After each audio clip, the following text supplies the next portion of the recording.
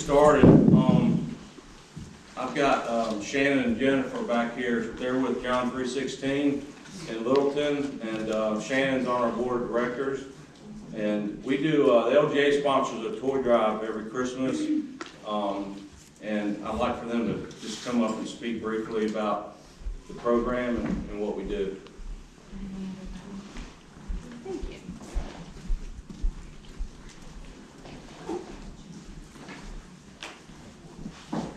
Thank you so much for that. Good morning, everyone. Good morning. Like he mentioned, my name is Jennifer Parrott, and I am the proud operations director of the John 3:16 Center. I'm thrilled to share with you the details of our Christmas outreach program, a special initiative that brings joy and hope to so many families in our community. Last year, we had the privilege of serving 553 children in Halifax, Northampton, and Warren counties, as well as some families in Southside Virginia who were unable to get connected to local resources in their community. Our program is designed to provide a meaningful Christmas experience for families who are struggling to make ends meet. For families who are trying to meet their Christmas needs, we offer assistance at our Community Resource Center in Roanoke Rapids, where they can call and schedule an appointment to shop for gifts and essentials for their children. Our friendly staff is always happy to assist them in selecting new toys, puzzles, games, books, socks, underwear, snack packs, and hygiene kits. For families facing a recent hardship or crisis, we partner with local organizations to provide additional support through a referral program at our Littleton location.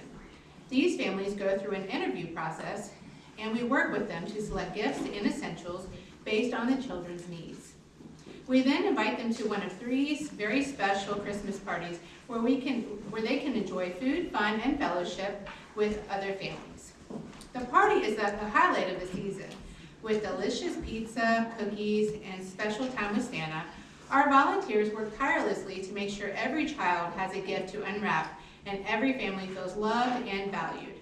We also provide a new Bible for each family while ensuring that there is a local pastor present to offer to pray with each family as well. They also receive a food box to help them through the holiday season. But what really makes our program special is the way that we operate behind the scenes. Once the family has been approved for our program, we pair them with a volunteer who helps them select gifts and essentials at a local church. We then help wrap each gift and place them in a big contractor bag, which is later discreetly loaded in their car by one of our team volunteers. We ensure each child has a new outfit, new pair of shoes, socks, underwear, or diapers, 3 brand new age-appropriate toys, a game or puzzle, a book, snack pack, and hygiene kit. This way, families can enjoy the surprise and joy of Christmas morning with less burden and stress. We're grateful for the partnership with the Warren Family Institute for our Christmas outreach program, again this year, which allows us to increase our capacity and impact in Warren County. We're hopeful to expand this partnership with other organizations within our community in the future. We're also thankful for the dedication of our volunteers who give their time and energy to make this program a success. Our Christmas outreach program is made possible by the generosity of our community. There are many ways to get involved and show support. Individuals can donate at one of our 25 partner locations, as well as the LGA boxes. If you take a look at what Shannon has, we're very grateful for the partnership with the LGA, also providing 10 or 11 different boxes, so just be paying attention to that in the local community across Lake Gaston. You can also sponsor a child for $100, or you can just volunteer to help with us. Your support can make a big difference in the life of a child that's in need. When you help sponsor a child for $100, you're not just providing them with gifts, you're showing them that they're loved and valued. You're giving them hope for a brighter future and a chance to experience the joy of Christmas. Our Christmas outreach program is a testament to the power of community and the impact that we can make when we all can work together. We're proud to serve our community and look forward to continue this important work in the years to come, and we're grateful for your support. Thank you for your interest in our program, and I hope that you've enjoyed learning a little bit about our Christmas program this morning and the impact that we're making on our community. Thank you so much for your time. Thank you so much. Thank you, Jennifer and Shannon, for y'all being here. It's a wonderful program that they sponsor. sponsors every year. And we all know there's an awful lot of low-income families in the areas, and so it's a great thing to do. I'd like for each one of you guys to stand and introduce yourself. You don't have to stand if you don't want, but introduce yourself and let everybody know what county you represent. Since I'm on the end, I guess I'll go ahead and start. First, I'm John Branche. I'm the sheriff of Warren County, and this is probably my fourth time being out here with you all. So I see some familiar faces, I see some new faces, but glad to be with you all this morning. I'm Lieutenant Brandon Mays, Warren County Sheriff's Office, and this is my first time coming out to this event, but it's really been nice and refreshing to meet some of you folks. Very, very, very welcoming and warm, and I greatly appreciate it. Good morning, everyone. I'm Patrick Jacob, Northampton County Sheriff's Office. I've been here maybe at least 2 other times, so nice to be back. It's always a great event each time I come. Thank you. Good morning, I'm Andy Cash, Patrol Captain for the Halifax County Sheriff's Office. This is my first time being here, but I hope I get to come to many more. Appreciate it. I'm Brent. I'm the major at Mecklenburg Sheriff's Office in Virginia. Thank y'all for having us. It's the second time I've been. And good morning, I'm Brian Roberts. I'm the sheriff of Brunswick County, and I've been coming longer than the OG exists. Nice.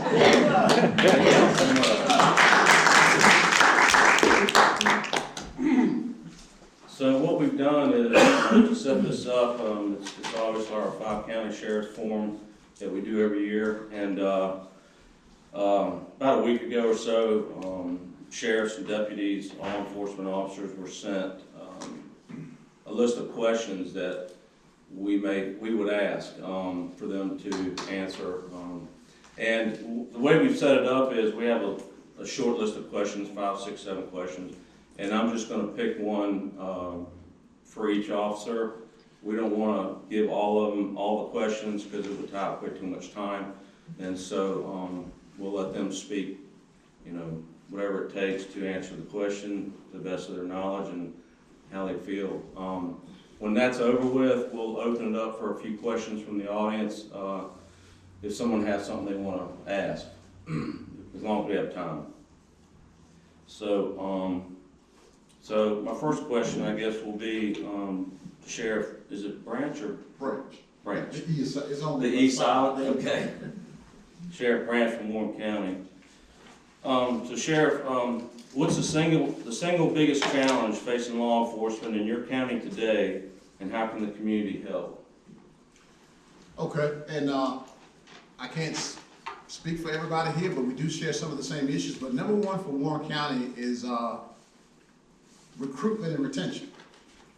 Recruitment and retention is our single most pressing issue right now, and I think that I've talked to several law enforcement agencies surrounding us and even beyond us, and I think it's like that for everyone. And right now, with that, across the country, agencies are struggling to fill these positions to keep experienced officers from leaving the profession, and this issue impacts every aspect of public safety, from response times to officer wellness and community trust. Thanks, Sheriff. So my next question be to Mecklenburg County. Is it Major Evans? Yes. Improve engagement with the lake community. Improvement with the lake community. What can the lake community do to be more engaged with you and your department? And how is your department involved with flock? If you could explain what flock is. Okay. Well, some of the things that we see in the lake communities is when people come to rent, they really don't know where they're at. They need to make sure they know what county they're in, because as we all know, the 911 system around the lake on the cell phone does not really work that well. I know the 911 Association, or Lake Gaston 911, they've got an app that they try to get everybody to use so they can, when something does happen, when they call 911, they kind of pinpoint. That's one thing that can help. And just if they see something, they need to call and let somebody know what they see and what's going on in the community, because y'all in the community and know what's right and what's wrong, and who's supposed to be there and who's not supposed to be there. As far as flock, it's a license plate reader. It helps us deter crime, find crime. If we can put in a license plate on somebody that's wanted, and when it goes by one of the cameras, it'll actually send us an alert to our phones. Missing person, endangered persons, we can search call, model, make. If you have a B&E and have like a call, make, and model and color, we can actually put it in the computer, and it'll give us that call, make, and model that's gone through any of the cameras. We got a lot of law changes on the flock camera this year. We cannot share information outside of Virginia. We can only hold it for, I believe it's 20 days now, when it was 30 days. It hurt us a lot because North Carolina calls a lot, says, we got this going on, can you look? Well, it's in the gray area. Can we really share it with North Carolina? Nobody's really come up with that. So what we're doing is we'll open up an investigation helping North Carolina, where we can help them with their investigation. We have 10, and we're trying to get 4 more, so our county will be covered on all corners and through the center. I know one of our lake communities has a flock camera at the entrance to their subdivision. It's, I think it's Granite Hall on the other side of number 1.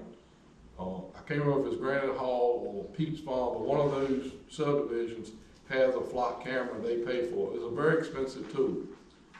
And we can request to view their camera, but they can, I believe they changed the law, but they cannot request to view our cameras. But that's the flock system. Thank you, that's a great answer, thank you.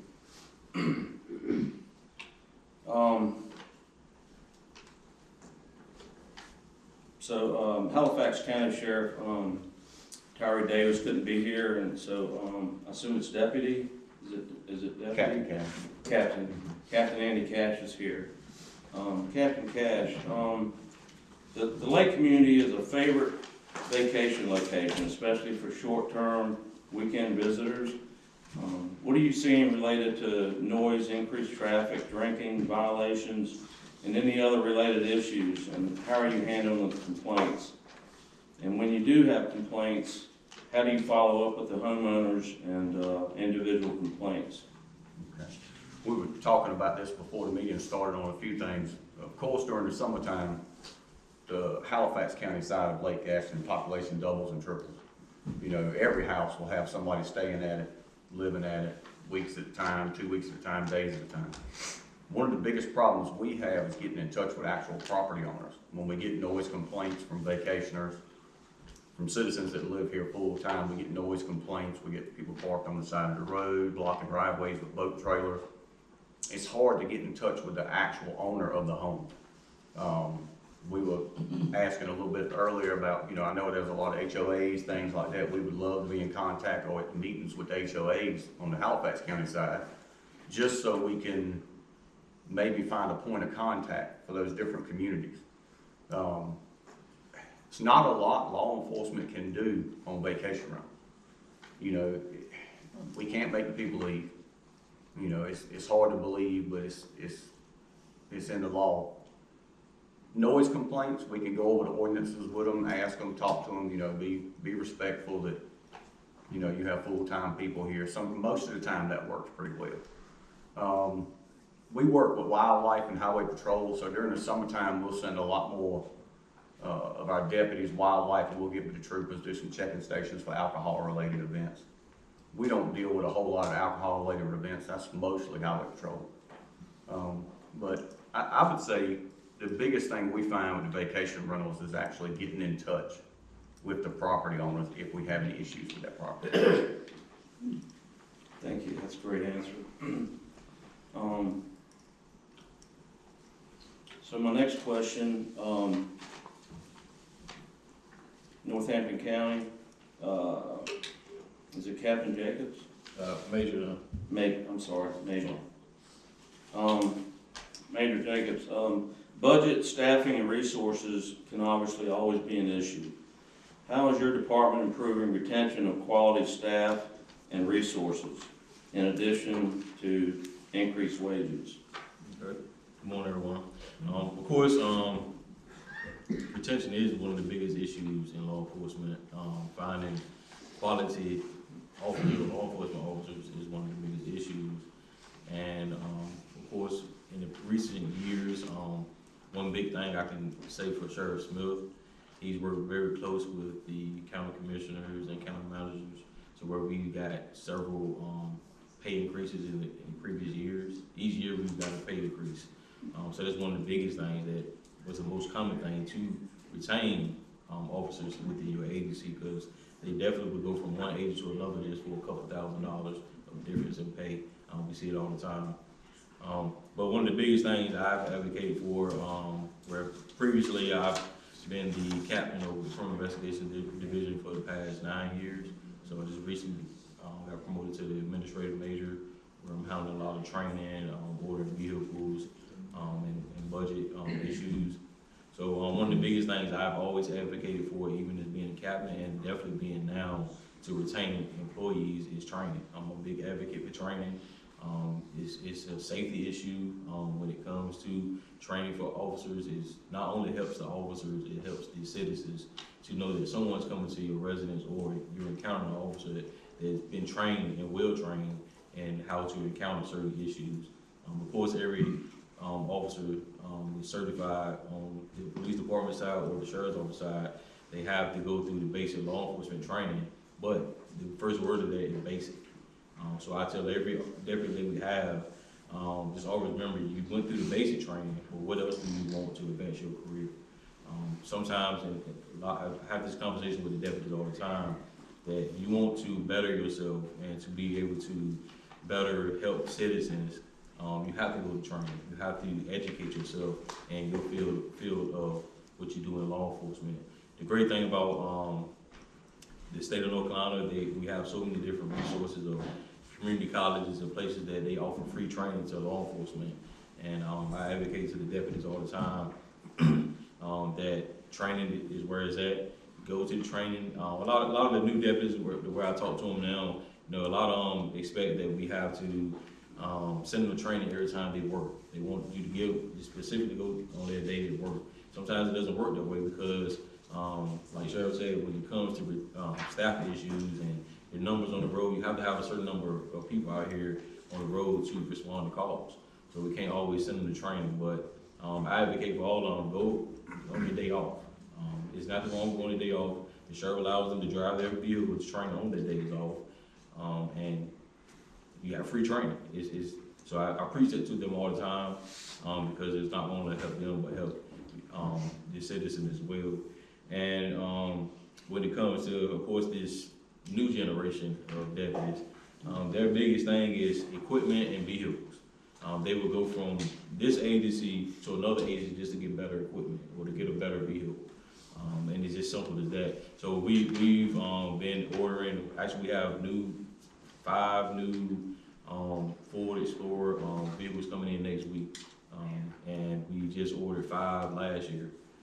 So that's one way we trying to equip the officers, because it does boost morale and it does keep them around when you equip them with and make them feel that they're able to better do their job just through equipment wise.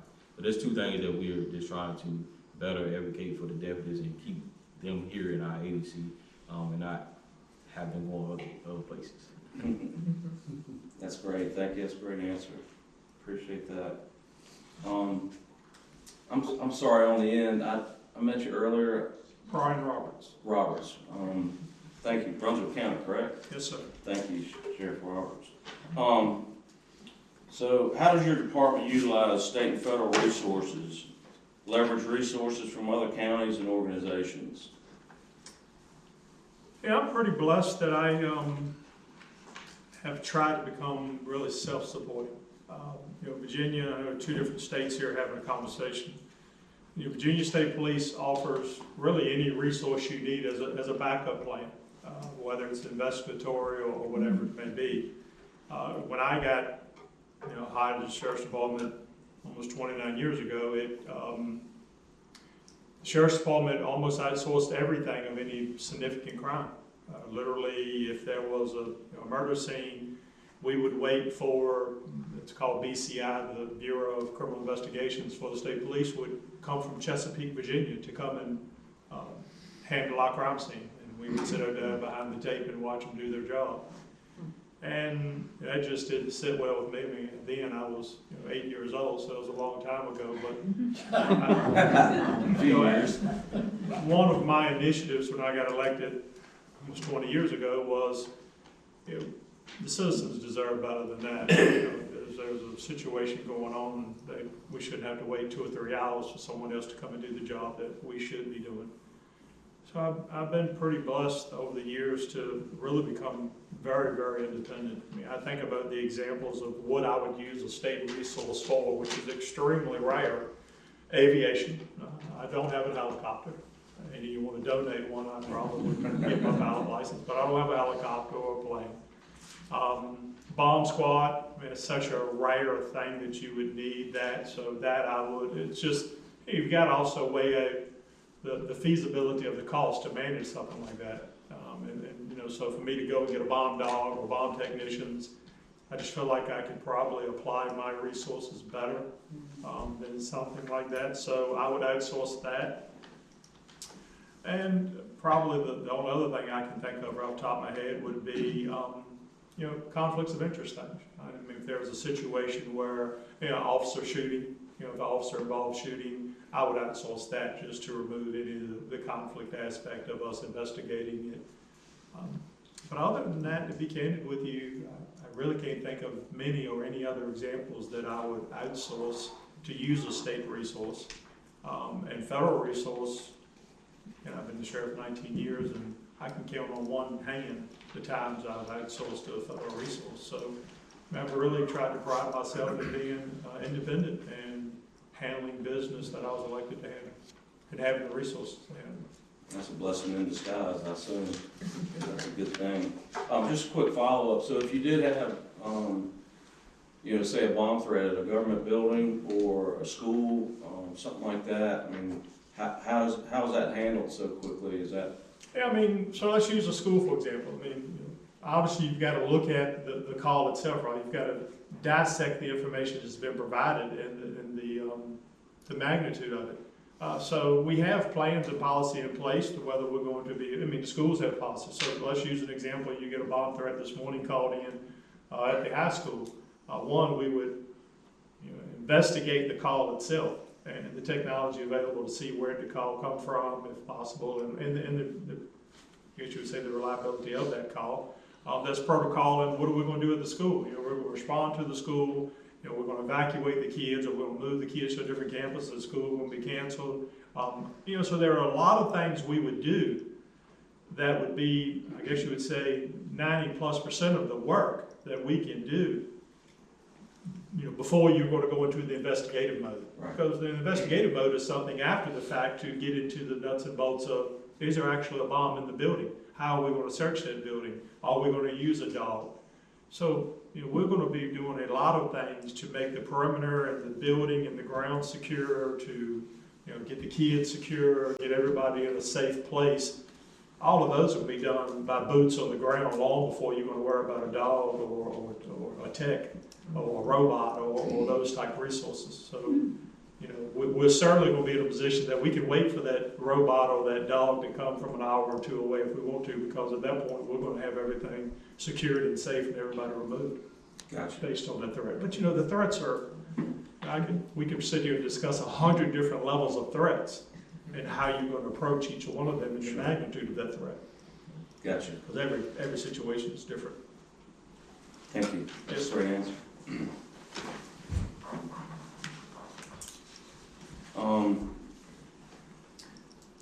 I'm going to ask you a question real quick. I know, what county are you with again? Warren County.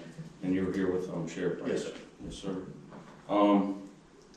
So with the rise in mental health issues across the nation, what challenges is your department facing, and how is this issue being handled? I would think we would all agree that on a nationwide scale, and even right here in our county and every other county up here represented, there's obviously been a steady rise with calls involving individuals experiencing a mental health crisis. Will we not all agree with that? I think that's pretty much, we're all on the same page on that. And a lot of times these situations dealing with folks in a mental health crisis, it can be very complex, very touchy. It kind of requires a balance of safety, compassion, and proper intervention. And I tell you folks, if you have never experienced dealing with a individual in a mental health crisis, it is very challenging. It's very easy to look back at it, see it on TV, see it on social media, read about it in the newspaper, ever how else you might be exposed to it. When you're there in the moment and it's you and you've got to figure it out, it is very, very challenging, especially a lot of times this is the first contact we've ever had with this individual. It may be somebody, you know, walking or riding a bicycle up the road. We may respond to somebody's house, you know, several times one of our repeat callers, you know, with issues. But it's a different ballgame when it's you and it's on your shoulders and your back and your responsibility to handle that. It absolutely is. As far as one of, you know, the biggest challenges that we, and I mean, I'm speaking for Warren County on this one of the biggest challenges that we face is the simple fact we do not have a hospital in Warren County.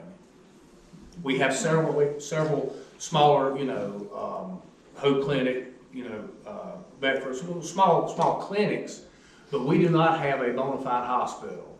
So one of the biggest challenges it faces for us, especially if it's after hours when we have a magistrate that is on call,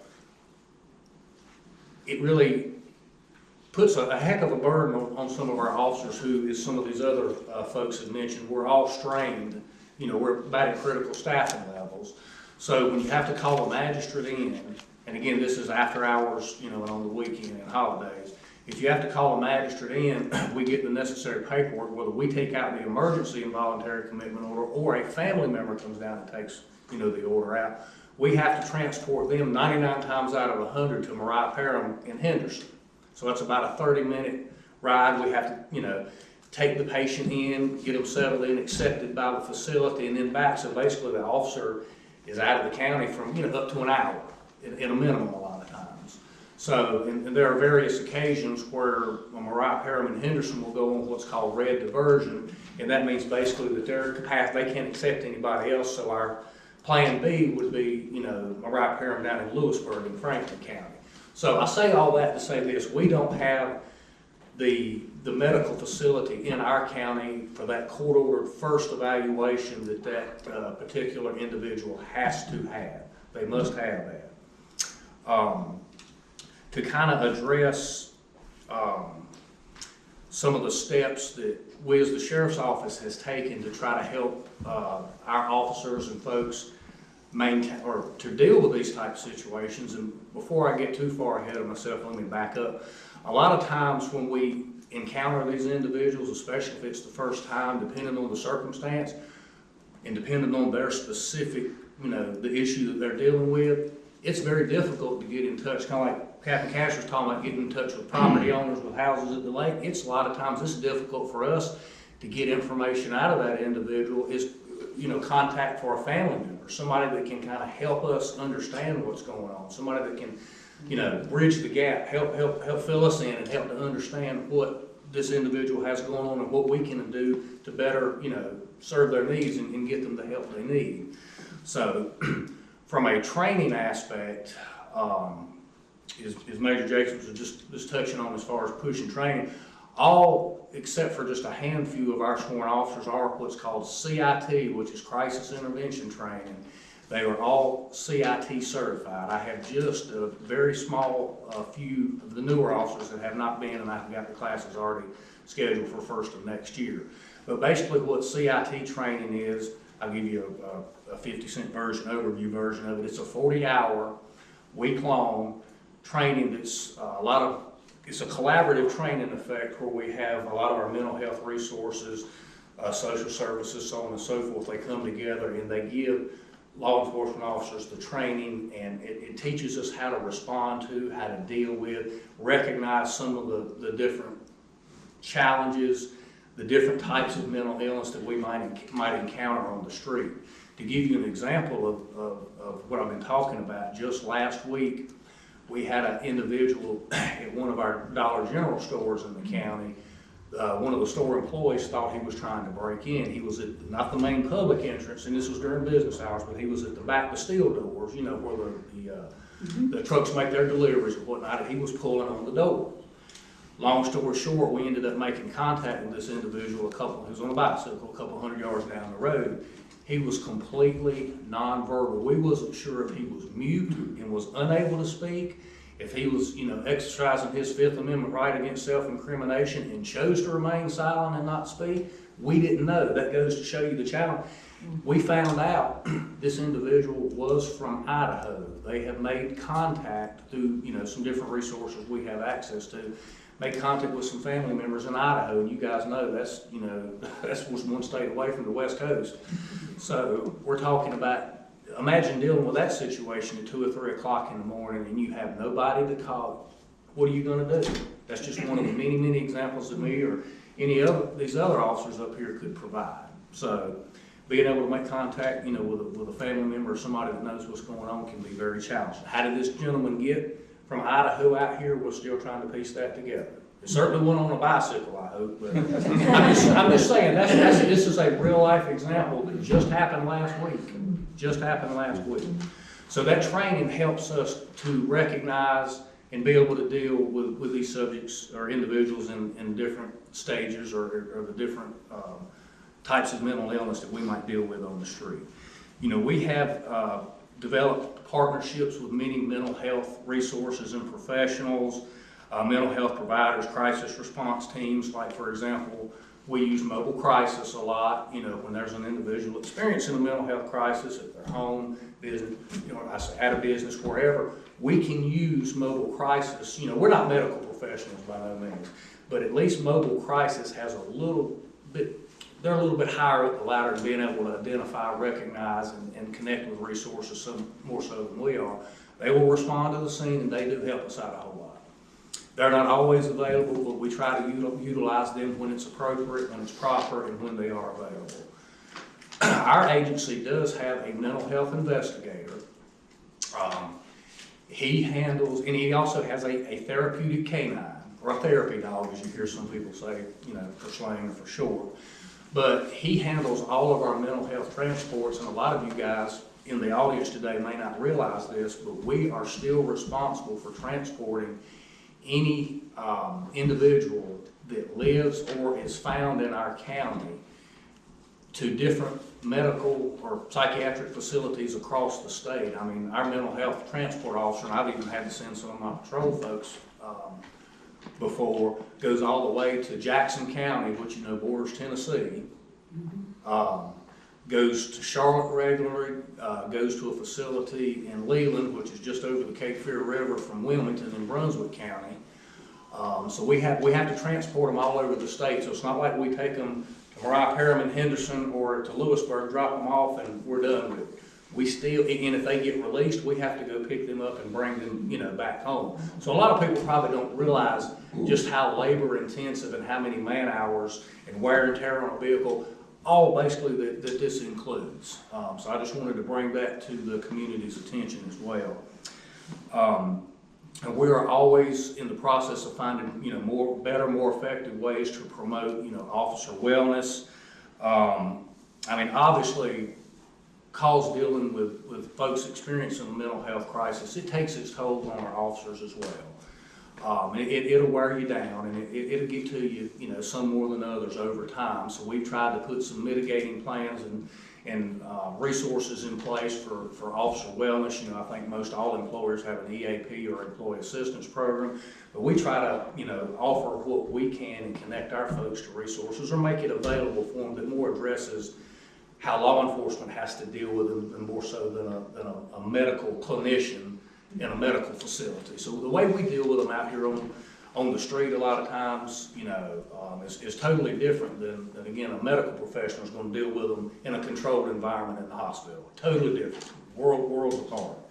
But, so we try our best to offer that support and again, those wellness, options if needed. The sheriff's office, we try our very best to engage with the community, through public education, and I think a forum like this is a prime example of that, where we try to explain to you guys, so you can go out and tell. This, at least as far as I'm concerned, this information is not meant to be bottled up in this room. We want you guys to understand this so you can explain it, keep it going. You guys are well informed and you can explain it to the community as well. Because we just need folks to understand that, because a lot of times people will get one small piece of the pie, and I'm just talking about the community in general, and think, whether through assumptions or what other people's told them or what they've heard, that this is how it works. But I want to shoot straight with you, as far as mental health goes, as far as, getting folks from here to there, point A to point B, this is exactly how it works. So we want to, try to support, you guys as well and explain to you guys how it works. And finally, and I promise I'll shut up, but I'm a big talker, as you can probably tell, and I love to engage the community like that. That's why I was excited when the sheriff told me he would like for me to join him today. So, but obviously we as the sheriff's office, and again, every other law enforcement agency and county represented up here, we understand that mental health is not just a law enforcement issue. It is a community issue. We cannot do it by ourselves. Again, we're not even medical professionals. We've not been to medical school, any of that, but we're a lot of times we're put in positions we have to make these split-second decisions just based on the good, information that we have available at the time. Because like the old saying goes, sometimes you got to play the best hand with the cards you got. That's kind of the position we're put in a lot. But basically by combining, compassion, the specialized training, strong community partnerships with mental health professionals, with a community such as you guys, we're absolutely committed to improving the outcomes, for those folks in crisis while keeping, ultimately keeping the community safe and informed as best we can. Thank you. Thank you so much. I want to add one thing to the Yes, Virginia sir. side, because Virginia is new with the CIT program. We're just probably 10 years, like North Carolina has, and we are trying to do the mobile crisis thing, but the problem is the mental health system cannot get enough help to do it. But one thing different in Virginia than it is in North Carolina is we actually have to sit with them at the hospital for up to 72 hours. So I've got 2 deputies now sitting in Sathiel Hospital with 2 different mental patients. And that's 24/7 for up to 72 hours until they can have a hearing. That's one thing that North Carolina, they can drop their ass off. They have staff at the hospital that can take care of that. Virginia, the hospitals do not have staff, and we have to sit with them 24/7 for up to 72 hours. So I assume that's for like security reasons? That's interesting. Thank you. I'm gonna ask one more question, and since we have plenty of time, and I think I'm just gonna ask all of y'all, and if you would, just maybe keep it 2 or 3 minutes. So there can be hindrances in the judicial process. We all know that. What opportunities for improvement do you see in this process with prosecutors, magistrates, judges, and others? And how can the community help? So Sheriff Branche. Okay, and this is something that we were just talking about. A couple of us was talking about that a little earlier before the meeting started.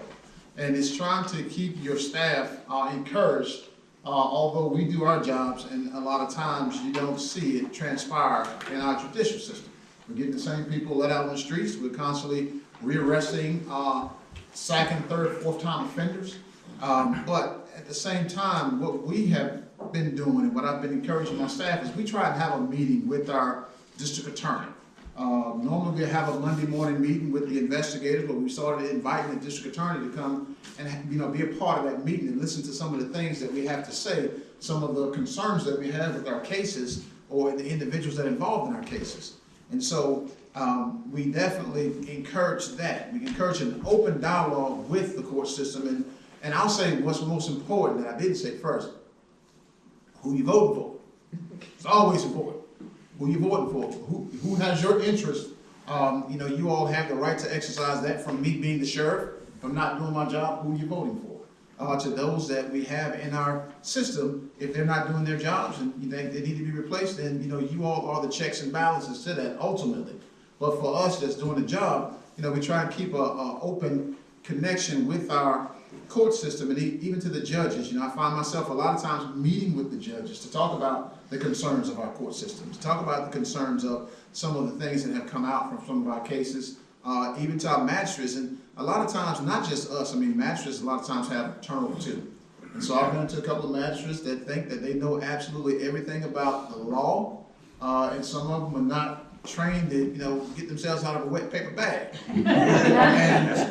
But, they think that they know, and we oftentimes have to educate them on, what the laws are. And so we have established laws in North Carolina, and if we go to those laws and apply those laws, then, we should all be on the same page, right? Yes. Yeah, but often we don't find that. So often we can, continuous communication. And letting you all know that if you have issues with cases, you have the right to speak with these individuals. If somebody tries to put you off, you're voting for these people. You got a right to speak with them. These judges, they sit in high places, but they're voted in, right? Yes. So there are ways to communicate with them. Thank you. All right. Well, the sheriff kind of stole my answer, but that's okay. I've got a little bit I can elaborate on with that. So, I agree with him 1,000%. Open dialogue, open communication. Again, you folks, the community, has, or anybody, regardless of where they're from, if they have an active case, if they're the victim, witness, whatever their involvement with that particular case is in the court system, you have a say, you have a right to be heard. And because I have noticed, it's changed, this profession has changed so much, and that was touched on in the very first question. But I'm entering my second month of my 29th year, and I can tell you that I have seen time and time again, but especially here recently, the recidivism rate, or the repeat offenders. There are a lot of people in the community that will not even call, and they may understand, they may not, but we want to make sure you guys understand.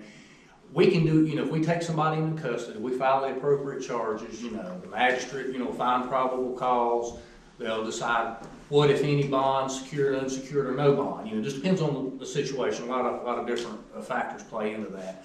But if that person is given a bond, they're out, a lot of times they're back out on the street before we get our reports and paperwork done. So citizens in the community, especially a victim, or complainant that calls or reports something, if they see that, especially time and time again, they may be under the impression or have the perception, because a lot of times folks' perception is their reality, that we're not doing our jobs. Well, I'm not even gonna bother calling anymore, because every time I do, y'all just let them right back out. How many times have y'all heard that over the years? Right. It's not us doing it. We're just one small piece of the puzzle. So even though it's nothing we can control, whether it's them getting out on bond, whether, let's just put it this way, in the courtroom, whatever happens in the courtroom, they just walk out, regardless of, I'm not putting any blame, I'm just saying regardless of that process doesn't, work out the way the complainant, victim, or caller thinks it should, they just finally get numb to it and say, if y'all ain't gonna do nothing about it, I'm gonna quit calling. So basically, you guys as the community are our eyes and our ears. We can't be everywhere every single moment of the 24-hour day cycle. So I guess it gets to wearing on folks. So, but again, I just wanted to elaborate on what the sheriff said about open communication. You have a voice, you have a right. Thank you. All right. Yeah, of course, the judicial process sometimes can be seen from a victim standpoint as a complicated situation that you're not very familiar with. And just know that we as law enforcement, when it comes to, like Sheriff said, it's a process we have to go through. Even when the first call come out, to the first deputy arrives to the scene, to if it's a investigative case, to the process of investigating. And the biggest thing I would say to any citizen, just try to be patient. Patience sometimes can be a virtue. Sometimes it may be seen that nothing is being done, but a lot of times behind the scenes, there's a lot being done. We just can't tell you every step that we're doing and every piece of the investigation that we're doing to save the integrity of the case. So a lot of times it is being done. And when it gets to the point of you have any questions, like I always urge people, call. If you have an issue, you wanna know where the process of your case is, just call and ask to speak to the investigator that's in charge of the case. And, you should already know who investigated your case. So communicate with them directly to see what they can and can't tell you in the process. And, one of the biggest things I always advocate with investigators is to stay in communication with the victims and let them know each step. When you get to take warrants out of somebody, when they're being arrested, let them know the steps so they can feel comfortable, know what's going on. And when it comes to the court, the district attorney's office, they have a victim advocate who, once you have a case in court, they sign the victim advocate to your case to communicate with you, to also help you know the process of when you need to come to court, do you need to be on standby, what to expect in court, things like that. So everybody has their own role when it comes to the judicial process to help victims.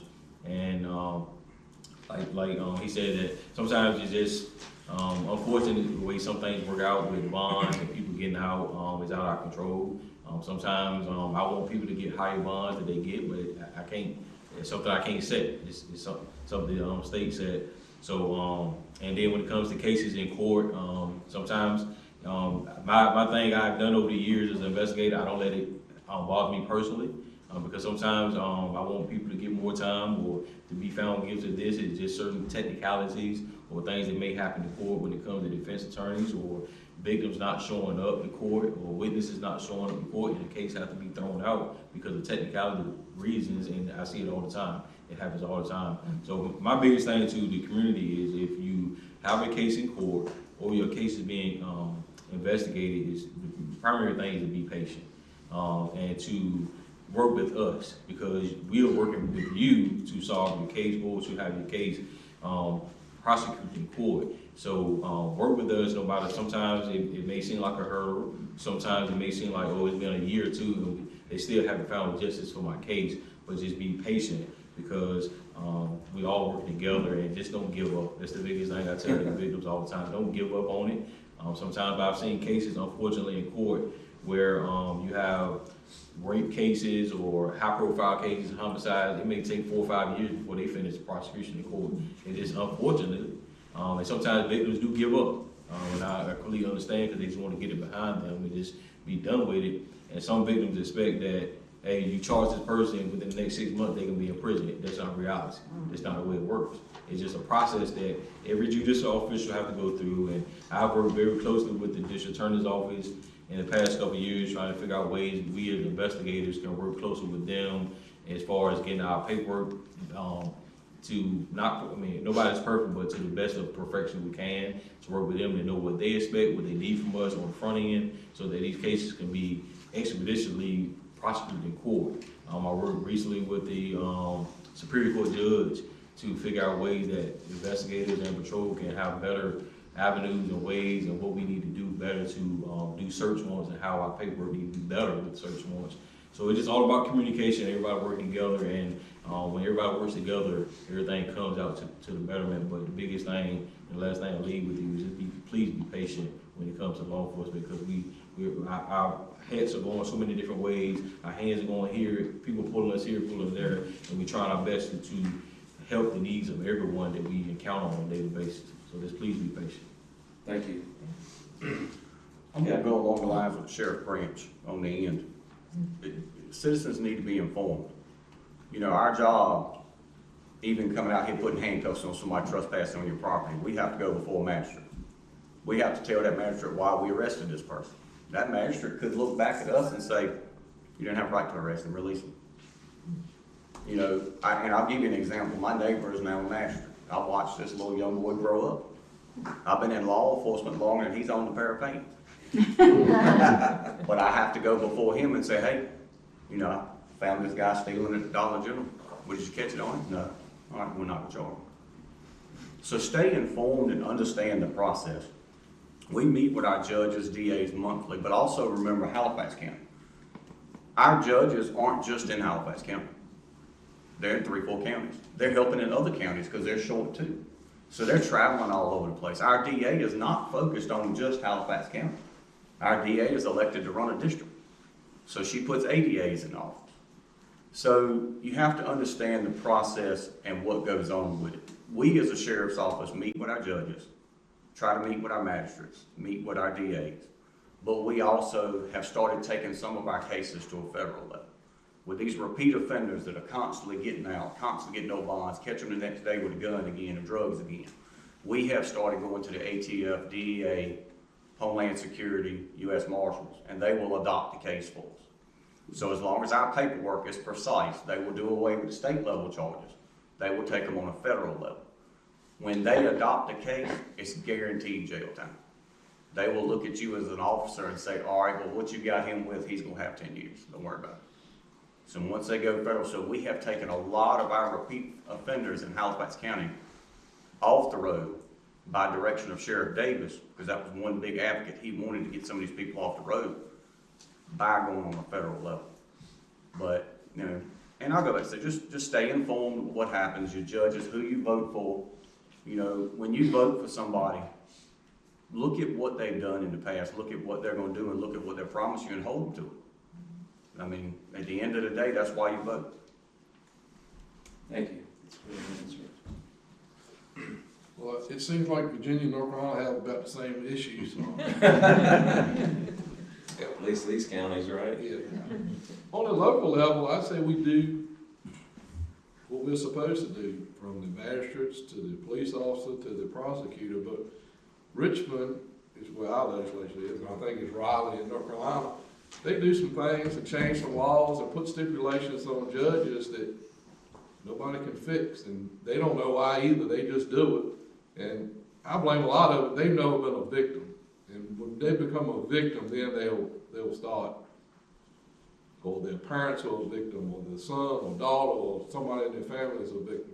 Then they'll understand how to prosecute, how it works. They don't know how it works. They're just up in Richmond changing laws and making laws and telling people how long you can keep people in jail and when they can release them and what's a felony and what they changed to mandatory minimum sentences. So, like I say, you need to be careful who you vote for, and Richmond and Raleigh really affect the way we operate as on a local level. Thank you. I don't have anything to add, Okay, thank you. unless you just want me to talk just to hear myself. No, sir, that's fine, thank you for that, I appreciate that. Yeah, those are great answers, thank y'all so much. I'm gonna open it up right now for a few questions we have time for. John? Besides the one Virginia County, without specifics, does any other counties have this block camera system? We do. And that's what, Halifax? You guys should. I have 14 of them. Okay, and are they successful? Oh, yeah, we just implemented 8 of them. We're looking at getting more. We were tied in with Virginia, but of course that legislation changed, so we don't have that access anymore. But throughout the state of North Carolina, we're tied in with every Lowe's Home Improvement, trying to get in with Walmart with all their cameras. So we share cameras all across the board. Okay. So they are very instrumental in locating missing people. Not just crimes, but you have somebody that's having a mental health crisis, they leave on the car. You know, that it picks that tag up and we find mistakes away sometimes. So it's very good instrument. Because real quick, I went ahead and looked up, and it appears the flock system is $2,500 per camera per year, and they Roughly. charge $300 to install it. So It's I mean, expensive. I'm assuming you have gotten to the police department or sheriff's departments have gotten to your local commissioners to say, cough some money up. This is a good return on investment. I'm assuming that's how you got the cameras. Yeah, we take it out of our own budget. They have- My recommendation is for the counties that don't have it, that's something you need to take to your commissioners and say, hey, we got eyes out there we don't have to pay for. They can do a lot of work for us, so. Yeah, that's a great comment. And we don't have one in Warren County, in the county, but we are, attached to, the town of Warrenton has one, and, interesting that you brought this up. Just this past Monday, we had an individual, it was dispatched out of Fairfax County, Virginia, which if you're not familiar, is right on the DC, Alexandria, all the way to the northern tip of Virginia.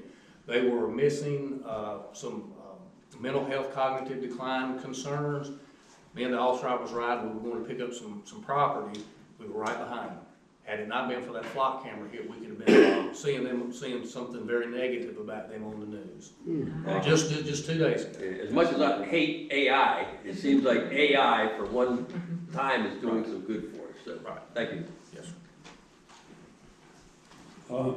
This is a question that Scooter sort of asked you guys, and that is, the Lake Assing Gazette, they give us the arrest reports for a number of the counties. And one of the things you can't help but notice is a felon in possession of a firearm. It almost goes hand in hand. And I'm curious to know whether is a situation like that pleaded out, or does anybody ever get to serve time for that? I did notice there was a situation, it might be something like that you were talking about, Captain, and that a federal judge just sentenced someone with regard to that because the law enforcement officer felt that his life might have been at risk, whether or not the defendant said he was showing him the weapon. The law enforcement officer felt he might have been threatened, and it was a federal judge that sentenced it. So is this being addressed at all? Scooter, Virginia, there are mandatory minimal sentences. It really depends on, one, the crime you were convicted of the felony of, and or the crime that you're committing potentially with the gun now, but there are mandatory minimal sentences. So an attorney, a defense attorney can't plead that out? You can't get around the legislative rule that, if you commit this crime with a gun, you have 5 years. If you're a convicted felon, you have this gun, you have 5 years. So there are parameters in place that have mandatory minimum sentences. The judge, so as Brent said, the judge can't waive it. They can't be part of the plea. There are mandatory minimum sentences involving guns in Virginia. And now that's what Virginia has, but North Carolina does not have that. But just as you heard speaking about earlier, is that we get our federal partners attached to those type crimes, to those cases. And they do have mandatory on the federal level, yes. Yeah, on the local level, that's why we started going to the federal government for a lot of it. We were seeing the same people coming out and catching them the next day with another gun, catching them the next day with another gun. Most of the time it's a stolen gun. Not always, but, what we have to understand on a law enforcement level too, and I go back to my wife being a teacher, some of these people in our community are good people that may have had a felony a long time ago. But we have to realize the world they grow up in compared to the world we grew up in. I grew up in a world where if I'd done something wrong, my neighbor would smack me and send me home to my daddy. We don't have that anymore. We have more people saying, that little kid done wrong, I'm going home because I don't want to be involved in it. So some people we're catching over, and so we're really particular about what we send to the federal government. So we're looking for our violent offenders that are always being caught with a gun, that's always doing crime. And on the local level, they can put 10 charges together, plead it down however they want to in North Carolina. Anyone else? Jeff? Talked a little bit around issues with rentals and the difficulty with getting in touch with the homeowner. This is probably something that we as a community can work on. I know the 9/11 task force has tried to capture HOA contact information. We've worked with them on that some. So let me see if I understand, and this might be different in the different counties, but I have a neighbor that's renting their house, and there's a lot of noise going on there, partying, whatever, late at night.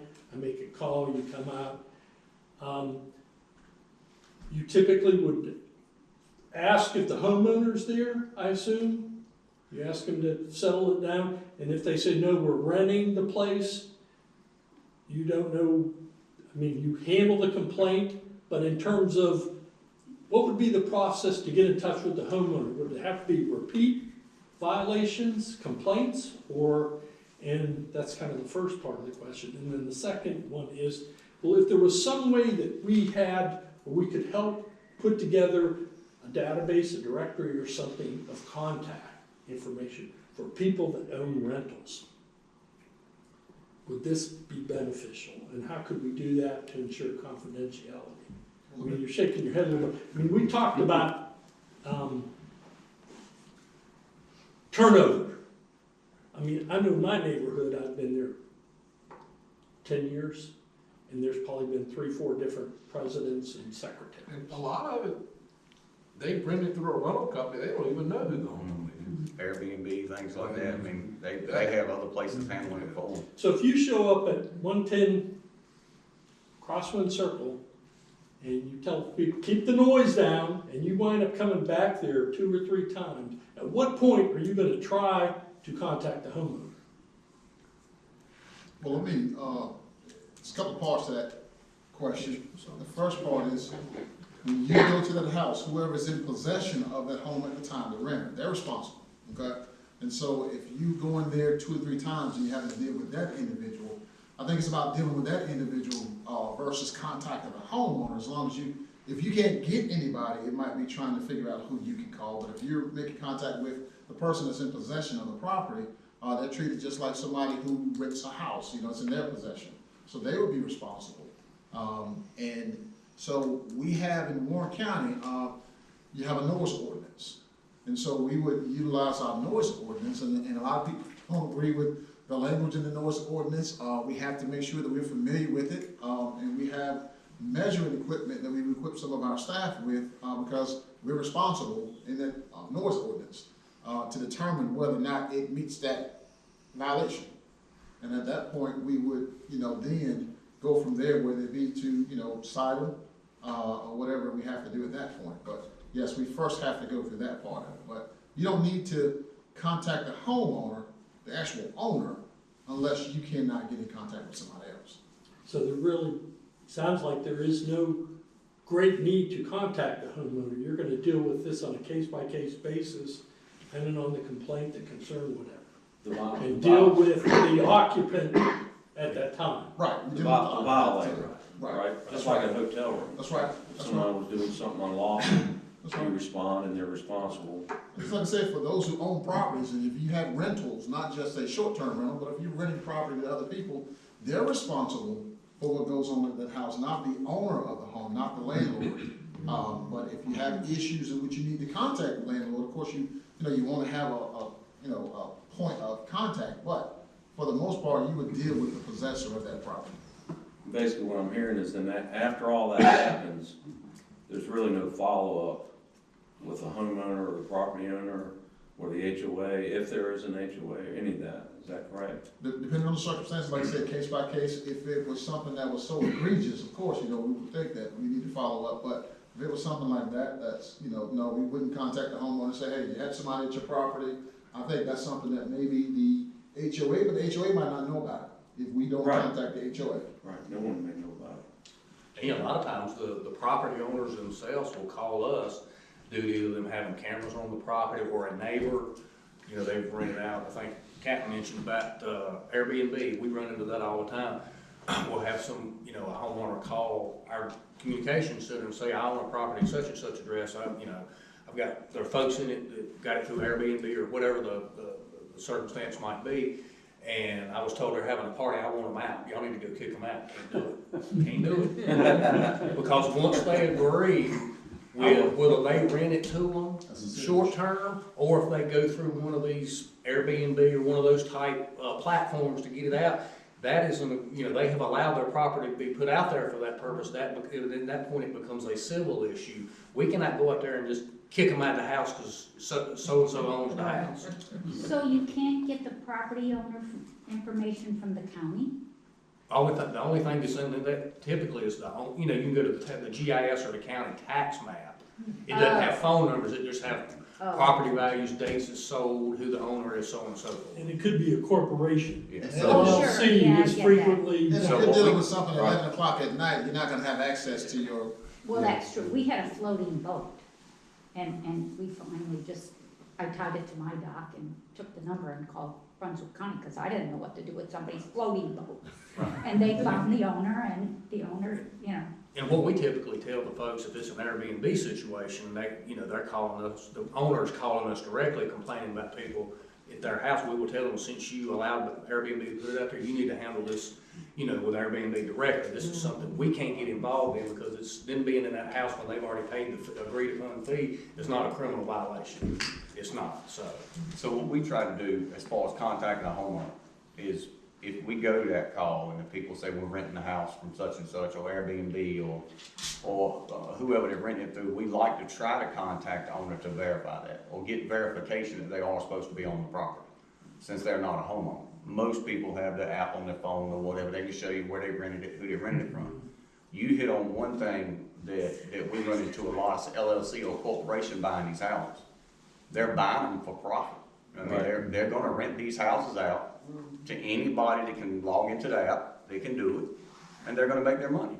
And that's what they're looking for. So it's really nobody you can contact for that, other than trying to get in touch with, Airbnb or some local people in the neighborhood that may know who controls that property. Like the sheriff said, whoever's in possession of it when we get there is in control of that property. If I rent a house from you, you can't come on my property next month and say, I don't want you anymore, get out. Airbnb's the same way. These rental houses the same way. Somebody rents that house for Friday, Saturday, and Sunday, it's their house for Friday, Saturday, and Sunday. That's the agreement. Right. And there's still a gray area in that if they don't leave Sunday, can I tell them to leave? That's an eviction process in the state of North Carolina. A lot of that falls into that too. The biggest thing we see is trying to hold somebody accountable for who they rent to. So when we come there for you full-time citizens that are calling and complaining about a certain house multiple times, we need to know who to get in touch with to figure out how to stop that from happening. And that's where HOAs come into play. That's right. Right. So And your HOA should have rules and regulations in place that are probably just as enforceable as any noise, because our noise ordinance is like the sheriff said down there. The verbiage in our noise ordinance, and I can hit on a couple pieces of it, you have to be able to hear it inside an internal room. You have to have a decibel meter to see if that noise is over a certain decibel. Then you have to have 2 residents complain that are willing to show up in court to verify they heard it while they were inside their house. Now, that's Halifax County noise ordinance. So do you know how many times in my career I've wrote a noise ordinance too? 0.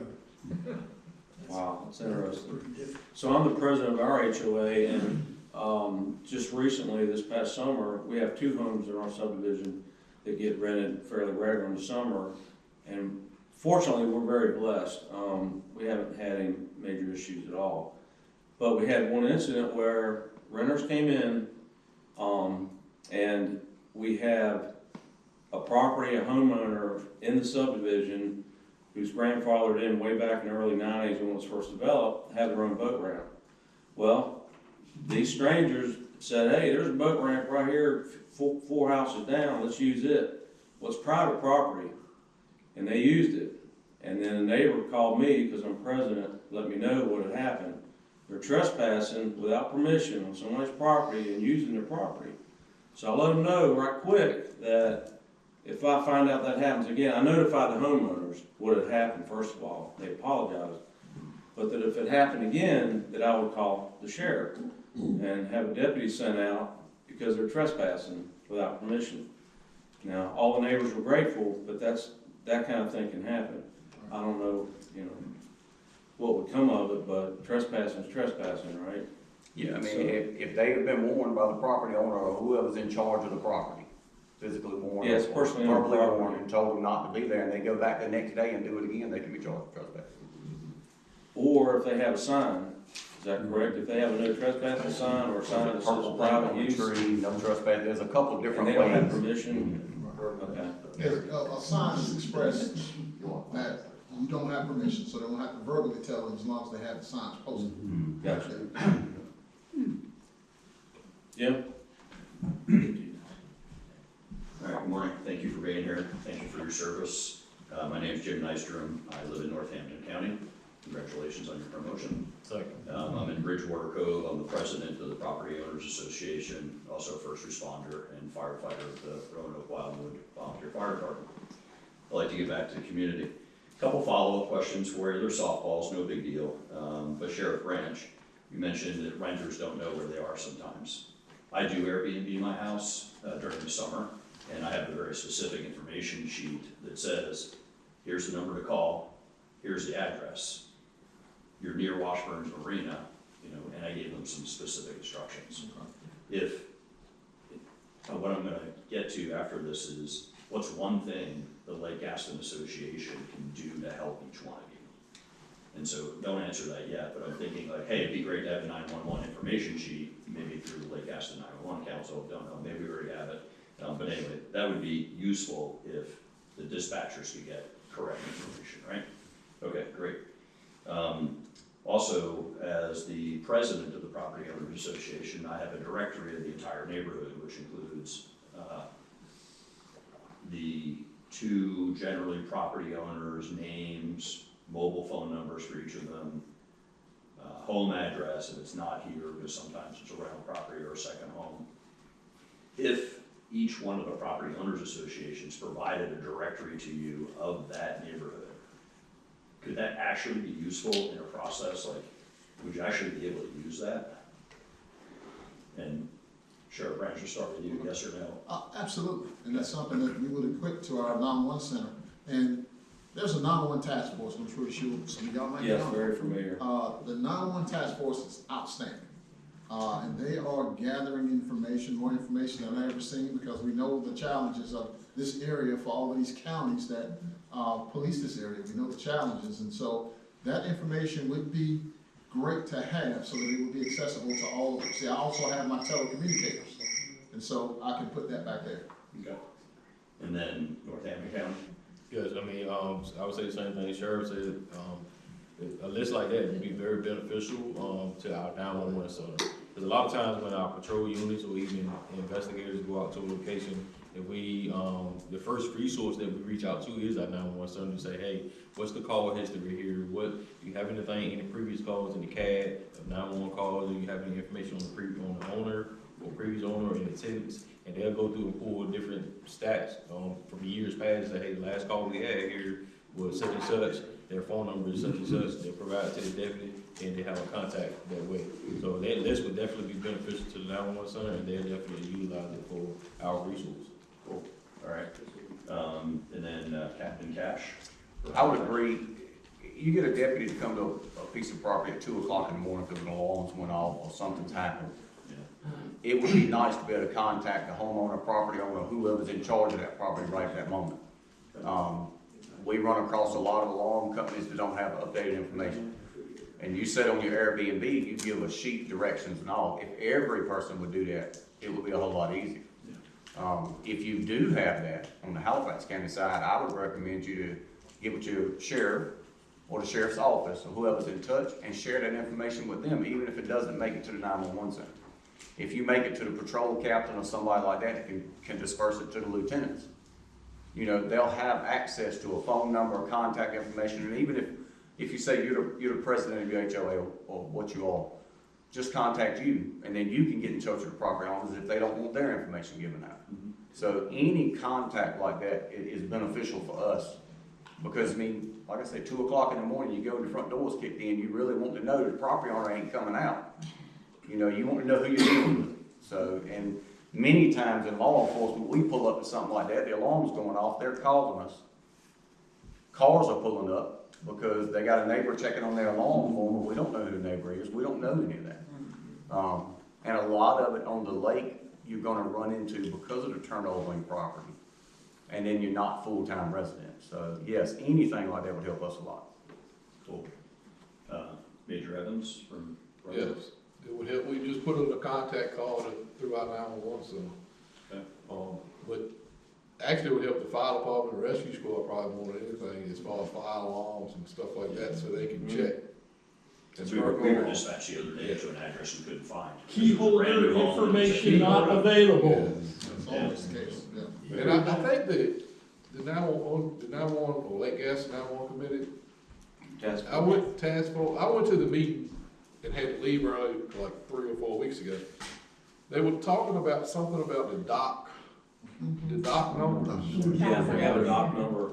And I think you just need to make sure they're on the docks like they're supposed to be, so if you are on the water, somebody can find you. It's basically a pinpoint location that if you're It's like on a the water 911 somewhere. and you see that number, if you're on a dock or anywhere near that dock, water incident, anything, you see that number, call 911, you can give that dispatcher that number and they can find that boathouse instantly. Ties to your 911 address. Right, so they can respond. And it It's- represents what county on the number. Yeah, the county and then the number in that county. Thank you. Okay, and Mr. Roberts, I'm assuming you're favorable towards that as well. Yes, sir. Man of many words over there. Okay, thank you. So let's see, Major Jacobs, you talked about training is necessary. I agree with you. We do the same thing with the fire department every single week on Saturdays. It's not during your job. Most of us are volunteers. I personally would like to offer our neighborhood to you if it could be useful to you for a training site. Okay. You can decide what it is you want to do, but if you need to coordinate with somebody that you want to do a multi-house inspection and you want to do it in a real environment, contact me and I'm happy to help with that. And I think, going back to that, the question I would ask each of you is, would you like to attend Property Owners Association meetings for 15 or 30 minutes at the beginning of the meeting, and then give a quick update, ask for anything from the neighborhood, and then bounce out? Would that be useful to you? I think that'd be very useful. I actually attended a couple of them on this side, but, and it gives you faces with names, it gives you exposure to your community, and then exposure to you, so that you can know what some of the issues that they might be facing. So yes, I think that's a good thing. Okay. Anyone opposed to doing that, just to keep it brief? Okay, cool. And then what's one thing that maybe the Lake Aston Association or this group of people here could do to help you that we haven't talked about? Is there anything that's top of mind that you would like to say? You know, you came here, you told us what you're doing, but you didn't ask us for anything, really. I mean, maybe a directory and a couple other things. So Is your there anything else? information is what I heard. So Thank you. I would like to make sure Thank your houses are, the numbers on the houses are visible and the road signs are up. Okay. My biggest thing would be communication between the citizens and the sheriff's office. Information that needs to be given out. And just like he said, a lot of times we run across, we can't find a house, can't find a location, you know, a house might be behind another house and the driveway is beside it, but some kind of signage or something, because if you call for help and you're at 110 Bedgood Street, but there's one driveway and 6 addresses back there, we don't know if 110's there or down the road. So the pivotal few moments that we need to get there to help you, we're circling. And I've been in this county for a long time, been in Warren County for a long time. I call myself knowing how to get to places. And I still go to calls every day. I'm like, nah, I've never seen that house. Never knew it was here, never knew it was behind that house. So. Well, Halifax County's got 730 square miles. 735 square miles. Yeah, I was at a commissioners meeting last month. Sheriff Tyree had spoke for about an hour, and it was very informative. But the one thing that I would encourage is the LGA has directors in each county, and we try to attend commissioners meetings when we can. We're all volunteers, but there's a whole host of information you can learn going to a commissioners meeting, being shown representation, and getting to know your commissioners, because they control revenue, they control a lot of things that can happen, so you can learn a lot. Real quick. Speaking for the 911 task force, we already have that form. It's in an envelope we give out, and it has your address, where you are. You can put all sorts of information in it, and we encourage everybody to have one, not only on your dock, but on a refrigerator near your home. And not just for renters, because we all know when we panic, we forget where we are. And they're free. You can get an envelope at the chamber. She's got them. And when we do first aid presentations, we give them out. So the item has been created. All you have to do is get it. Thank you so much. Brian, I think you had, Wally, go ahead. Thanks, Scooter. Yes, sir. I'm Wally Seiko. I live in Brunswick County, Virginia. I want to thank each and every one of y'all for protecting us 24/7. Lake Aston is a community. It's good to see the 5 entities here work as a community. Now, I had the privilege of voting for Brian Roberts for 20 years.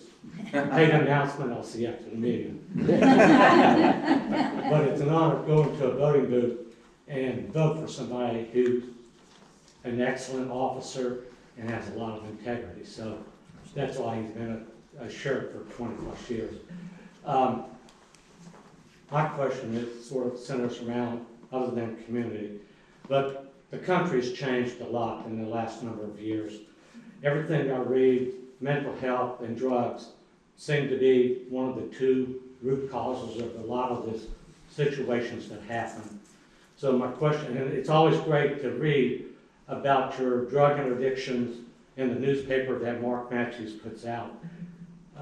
Always a thumbs up. The more of that stuff we get off the street, the better off we are. So my question is to each of you, at what level do you cooperate or with the various federal agencies, no matter what they are? Okay. We cooperate with our federal partners, just as we spoke a little bit earlier about something as far as narcotics. You have the DEA, and I have a TFO, which is one of my officers is attached to their task force, so that we can get our cases to them faster. Yes. I also have an FBI TFO, and they're attached to the FBI, and so cases can go to the FBI faster. And so we have a lot of these ways that we cooperate and bring them in and help us, because Warren County is small. Now, you just spoke about Halifax County being 700 some square miles and you know, some of the rural, but Warren County is almost 500 square miles, and it's a lot rural, and Warren County has about, it used to be 20,000 people, but now I think it's a little over 18,000. So we've reduced in population, but so we need all the help we can get. So yes, we do reach out to our federal partners. And we with Northampton County, definitely reach out to federal partners to advocate cases up to them. I've prosecuted several cases myself as a detective when it came to violent offenders with robberies and possession of firearms. So several cases I've prosecuted, several cases that my other detectives have prosecuted, and also sometimes we will also send cases to the district attorney's office, and the district attorney herself will recommend and reach out herself to the federal agencies to have our cases bound over to the federal, and then we just go through the process to go before their grand jury and present the case as we would in the state, and then they're indict them on federal charges. So we do work with them very closely. And we do have federal ATF and TFO officers, not with our agency, but some of the neighboring agencies they have, and we work very close with them as well. We're the same. We have FBI, HSI, ATF, DEA, TFOs, which are either on our narcotics task force, because we have a drug task force for Halifax County that goes out and helps along with our SRT team, our SWAT team. So we utilize those partnerships as much as possible. As far as mental health is a crisis in the United States. It's not an issue, it's a crisis. We have a hospital in Halifax County. They closed their 4th floor, they closed their back room. We do 110 transports a month in Halifax County. And I want you to understand something, on that 110 transports, I have on average 4 deputies patrolling 735 square miles at any given time. Yeah.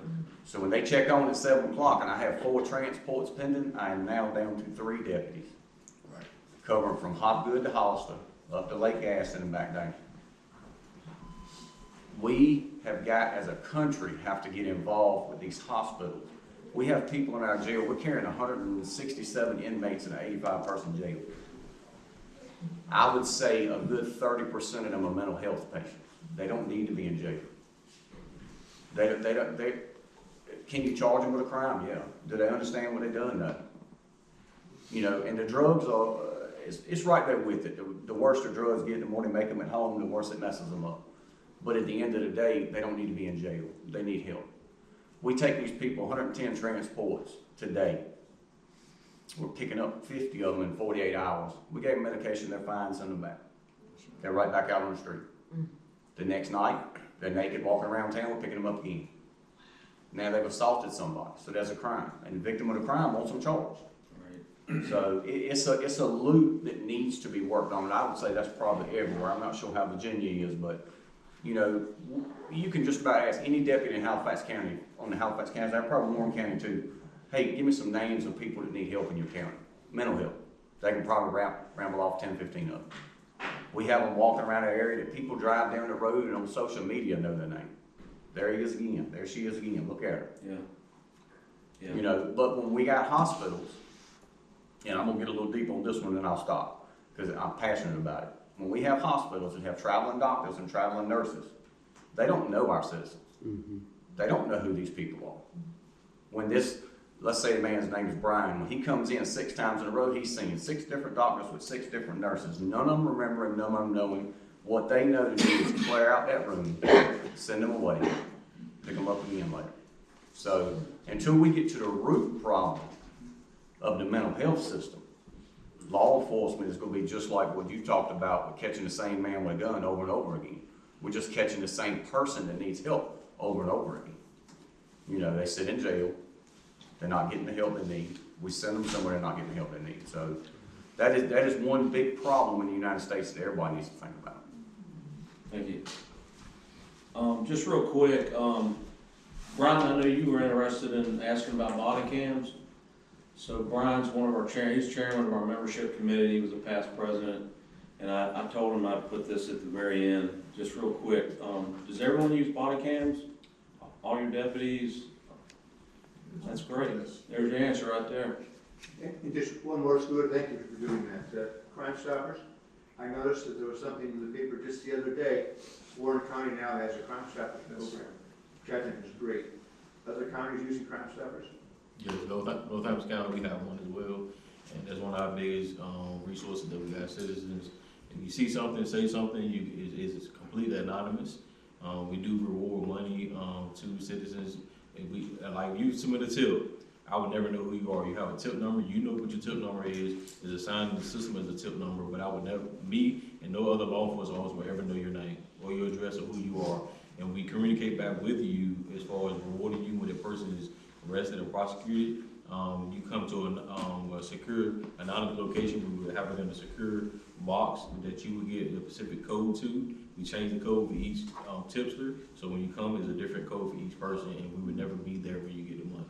So it's definitely a great resource for Crime Stoppers, and we are definitely trying to advocate to citizens and promote it more because it's all anonymous. Just real quick, please. Yeah, just to piggyback off that other answer, for all the law enforcement officers, I think we got into the area of equipment. How are you guys doing on body vests? I've heard that there might be a shortage or whatever. I mean, you know, those are the kinds of things that really, I would hope, protect the law enforcement people. And you know, if it's not being funded, then maybe there should be another avenue to try to get it to you. That's one. That's my good. Well, I guess all of us have the eligibility. So bulletproof vests have a 5-year life expectancy. So every 5 years, all of ours are replaced at the same time. And then the federal government has always had, so as long as I've been the sheriff, a bulletproof vest partnership program where they provide 50% of the funding through federal funding, and then we have the other 50% done. Okay, so what you're saying then is that you need a periodicity for replacement or for your vest, and you know, I know some of the vests are very expensive, and if you put them out like 1/3 this year, 1/3 next year, 1/3 that way, then you're replacing all of them within 5 years. Those are the kinds of things that I was thinking, you know, to help you guys out.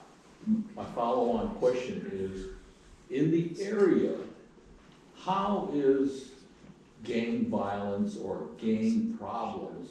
I've seen some statistics, I've seen some schematic drawings that North Carolina in general has a good portion of some of the bigger, more fierce gangs in the area. Do we have that problem in our 5 counties? So your Bloods and Crips are the two you have to worry about. in small towns in Halifax County, they start recruiting in the 3rd and 4th grade in school. What you have to realize, like I said a few moments ago, people grow up in different areas. Well, you know, as a kid growing up, when you look at the man that has the money and the jewelry and the cars, and you don't have a daddy or a mama there with you being raised by a grandparent, you kind of mentor yourself after them, or you try to follow their situation. So these gangs are very, very prevalent, and they know how to recruit. And also with the juvenile laws in North Carolina, it's just about impossible for a law enforcement officer now to even do anything to a juvenile on the street. So the gangs know that too. So, I mean, at the end of the day, to answer the question, yes, I would say every community probably has that issue, but in Halifax County, we have a very strong issue with gangs. And just to say for Northampton County, you know, in previous years and working law enforcement, we used to always say that when you have certain individuals acting out, we say they are wannabe gang members. They just act and wanna be, but now it's not, it's reality. They are gang members. I know several gang members. I know several gang associations, and the reality of what they do is real. Back in the day, you probably think that, hey, it's only happening in California or New Jersey, New York, that's where the real gangs at, but now they are populated here. Those gangs from that area has come here in recent years and introduced the people here to gangs, so now it's actually here. And they're real. One of the biggest issues that we face is gun violence, and gun violence is pretty much tied right back to the gang members. We see it all the time. We have a whole lot of retaliation, shootings that happen, and the same names come up each and every time. The same group of people that we know are associated in these gangs, and we know our gang members. We know different affiliations of tattoos and different verbiage or words they use that we know is gang tone. So it's definitely real, and it's something that we have to face for reality for what it is. It's here. Just so you guys are aware, I'll make this real quick, believe it or not, but it seems to me that a whole lot of changes in legislation that affect us are conveniently, for some reason or other, always effective on December 1st. December 1st, 2019, that's when North Carolina's raised the age laws, and that Senate Bill 260, I think, I might have the number wrong, but anyway, December 1st, 2019, what it said, in a nutshell, 16 and 17-year-olds are now treated like a 6-year-old, pretty much. They cannot be charged. Here's the thing about it. You can take a kid, his birthday, he turns 18 tomorrow. 11 o'clock tonight, we stop him for not wearing a seatbelt. He's got 2 kilos of cocaine in his trunk. We can write him a citation for that seatbelt ticket or speeding or whatever the traffic violation might be that led up to the stop. But all that dope he's got, we got to do a juvenile petition for him. You think I'm kidding? Think I'm kidding? And that's if the juvenile services. Oh, yeah, if they don't divert it. See, the charging document for a juvenile is called a juvenile petition. It's nothing but a notarized AOC form is all it is. So, the reason I bring this whole thing up is just so you guys understand, basically a juvenile, meaning under 18, 17 and younger when I say that. The only way they can be taken in, locked up, as we hear people say a lot of times, is we have to get a secure custody order. Anybody ever heard of that before? Secure custody order is like a warrant or order for arrest for an adult. Basically, we get that, a judge has to sign it, they get transported to the nearest or designated juvenile detention, or they call them YDCs, Youth Detention Center. So anyway, just so you guys know that my previous agency, I was a lieutenant over 19 school resource officers, and I was in that division for 16 years, and you don't know how many times I had parents, their son or daughter, was even elementary, we're talking about 5 and 6, 7 years old. I want them locked up. They assaulted my child. Just wanted you guys, for informational purposes, to understand that under 18, you just don't lock them up. We just don't lock them up. Even to get a secure custody order, I don't know if you guys are dealing in this a little bit or not.